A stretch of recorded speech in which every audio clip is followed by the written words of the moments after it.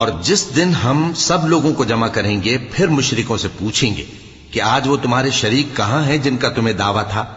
تو ان سے کچھ عذر نہ بن پڑے گا اور بجز اس کے کچھ چارہ نہ ہوگا کہ کہیں اللہ کی قسم جو ہمارا پروردگار ہے ہم شریک نہیں بناتے تھے۔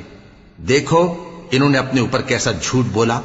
اور جو کچھ یہ افترا کیا کرتے تھے سب ان سے جاتا رہا۔ اور ان میں بعض ایسے ہیں کہ تمہاری باتوں کی طرف کان دھرتے ہیں،